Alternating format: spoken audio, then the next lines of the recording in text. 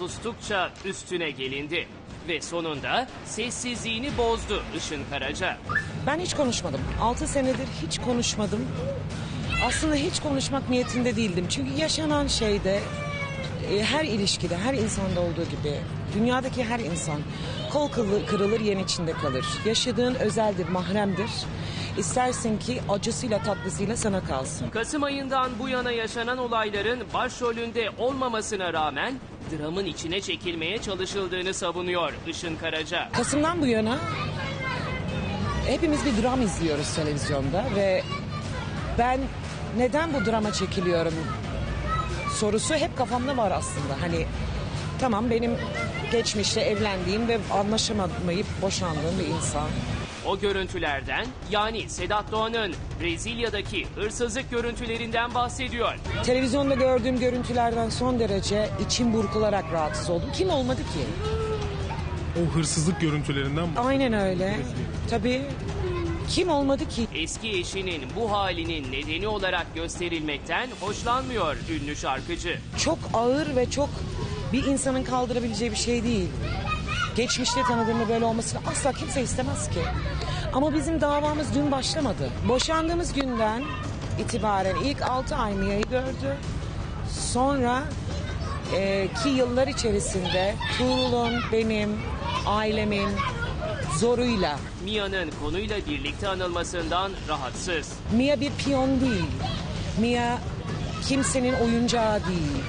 Mia kimse için kimsenin kişisel tatmini için yapılmış bir çocuk. O bir çocuk. Işın Karaca, ünlüler dünyasında ayyuka çıkan diğer skandalların üstünün örtülerek bu olayın ön plana çıkarıldığı görüşünde. Benim hayatım kimsenin yaşadığı pisliği kapatacak bir hayat değil.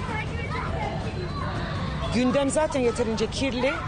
Benim hayatımı dahil edip de kimse kendini aklamaya çalışmasın, bu işin içinden yemezler.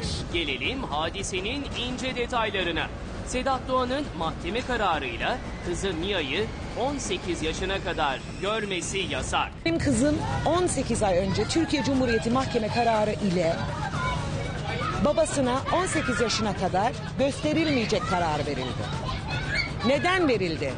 Yaşadığı yaşam tarzı, müptezel olması, yaşam standartları, koşulları yüzünden kızıma kötü örnek teşkil etmesinden ötürü bir anne olarak ben çocuğumu koruma altına almak mecburiyetindeyim. Işın Karaca, kızının psikolojisi için aldırmış bu kararı.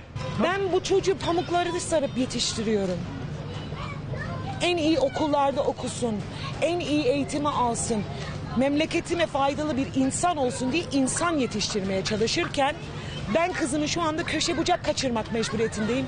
Ya basından biri benim kızımın yanına soru sorarsa ve ben bu kızın psikolojisini yok edersem diye. Sedat Doğan'ın son halinin sorumlusunun kendisi olmadığını söyleyen Işın Karaca, aksine eski eşine destek de olmuş boşanmanın ardından. Ben mi yaptım? Dünyada insanın en büyük dostu, düşmanı yine kendisidir. Ben yapmadım. Ben boşanırken maddi manevi onun hayatını rahat ettirecek ve ayaklarının üzerine durabilmesi için gereken her şeyi yaptım. Yapmamam gerektiği halde. Boşanma davasında yargıç bana Işın Hanım emin misiniz ya bu kadar mal mülk veriyorsunuz dediğinde. Hanginiz bildi benim cerklerimi? Dile kolay 1 milyon liradan fazla borcunu ödediğini iddia ediyor Işın Karaca. 1 milyon TL'de borcunu ödediğiniz söyleniyor. Doğru. Bu kadar net. Doğru. Ben bugüne kadar sustum. Ve boşandıktan sonra dedi. Evet. Ben hala işte bu ay 5.000 lira şirketin vergisini ödedim. Evlendiğiniz zaman üzerine sizin açmış olduğunuz şirketin, üzerine yapmış olduğunuz şirketin hala vergi Evet, borcunu ödüyor. hala ödüyorum. Peki ama neden? Bu kararı ben verdim. Bu adam ben sevdim, evlendim. Herkesin yapma Işın dediği halde, ailemin karşı çıktığı halde, önüme fotoğraflar geldiği halde. Boşanma sürecine gelecek olursak, bakın ilk neden ne? Uyuşturucu bağımlılığı Mia doğduktan sonra çıktı bizde.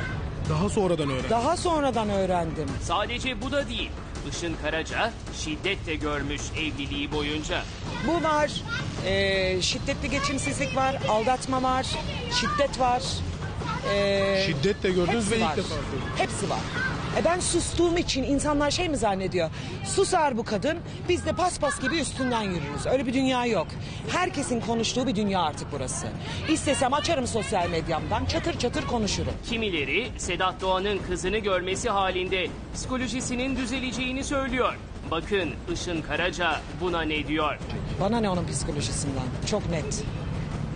Benim kızımın psikolojisi ne olacak? Ben ona zarar verdirir miyim sence? Işın Karaca kızı için yapması gerekeni yaptığını düşünüyor. Yapmam gerekeni yaptım ama şu saatten sonra yapmıyorum. Yapmadığım gibi de konuşuyorum. Hadi bakalım.